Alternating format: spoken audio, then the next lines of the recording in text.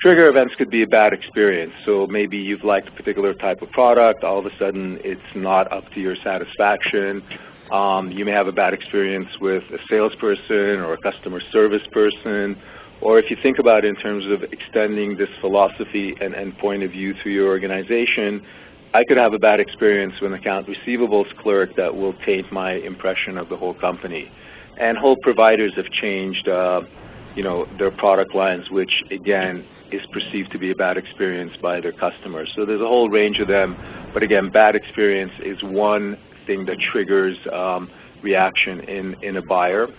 If your priorities change, or again, if there's an executive change in your company or your customer's company or what have you, all of these can trigger the reactions among your customers. And then lastly, being aware of different things. So there's legal things, so if there's a new regulation that comes in that impacts your customer base, that might be an opportunity for you to look for things that have triggered a reaction.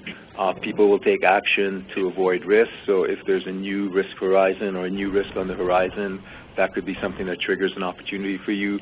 And clearly economics. I mean, if you've lived through the last 2 or 3 years, you've seen how different things have triggered different areas. So to Koka's question, I think, again, bad experience is fairly universal and change and transition is relatively universal, but one of the things I would look for, depending on the industry you're in, is what are some of the regulatory things in place or coming into place. Again, a simple example, a couple of years ago here in Ontario, they introduced a ban on handheld communication sets in the car, so that created an awareness of the need for Bluetooth or hands-free sales, and all the wireless companies jumped all over that. So I would look for things in your environment that offer you an opportunity to leverage an event that changes the perception or awareness of your customer base.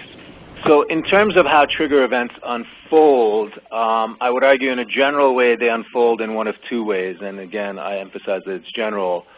But often what you have is that things are in equilibrium, or what we'll call it the status quo, and all of a sudden you'll have one big event happen that will change and tip things in a different direction. If we go back and we find somebody in the status quo, what is more likely to happen, and here's where you have an opportunity to really begin to leverage your experience and leverage your planning in terms of trigger events, and those are changes that happen in an incremental fashion. So, there might be that one of your suppliers was maybe late on delivering, the product. And, the first time you sort of noticed it, but it wasn't something that was going to cause a major change.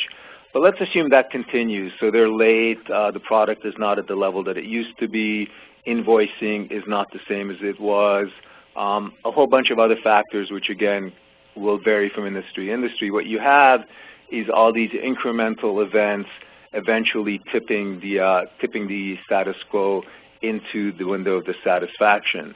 So one of the things that you could do as a salesperson is if you can begin to recognize these events and you can begin to, based on experience, recognize what the frequency of these events are, you can begin to message, you can begin to change your message, you can begin to change your approach, and you can begin to leverage these little triggers that ultimately add up to be a cumulative big trigger to position yourself and to get in front of that customer. And back to Koka's point a moment ago, one of the areas that you can do that and one of the ways that you can maybe begin to test and predict reactions is to see how people have responded or reacted to in their social media interactions. Because again, if it is something that is a regular occurrence, all these little things add up, but if you can begin to monitor and spot them going in, then you'll be able to position yourself in a much different way than waiting for all these things to add up. Generally speaking, there's three types of deals. There's deals that you lose, deals that you win, and then deals that we're involved in that there is no decision made, and there's several reasons for that. But what you want to do is go back and examine all of these to be able to understand how the deals unfold and how you should then react and how you can then begin to see triggers that lead to these events themselves. So again, by examining deals that you lost, you obviously are going to change your perception and begin to recognize those things that you want to avoid. Similarly, when you win deals and you begin to see certain events and certain time lags between those events and actions by the prospect, those are things that you want to move towards and you want to position yourself to take advantage of.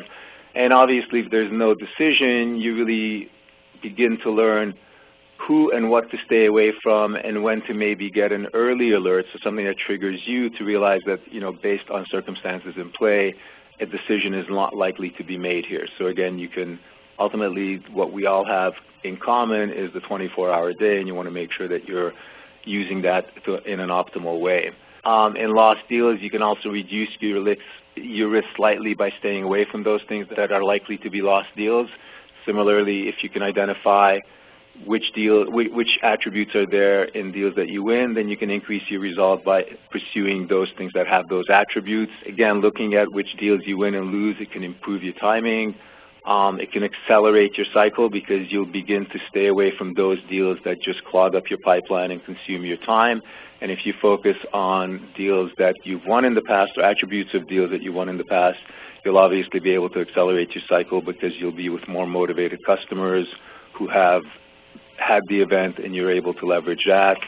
And again, by staying away from the no decisions, you can also increase results. The other is if you can begin to see correlation between deals that maybe there was no decision on now, but 6 months later they did take action, then those could be triggers that you can leverage. Because again, if you think about it, about a third of deals, about 28% of deals that begin end up in no decision. And there's various reasons for that. Some, they might have been out there validating that they have the right thing, but others, there were other internal factors. And if you really want to measure what your return on effort is, I would argue that there's a great opportunity to increase your sales by focusing on some deals that went to no decision that you can then position and move into deals that you can actually win.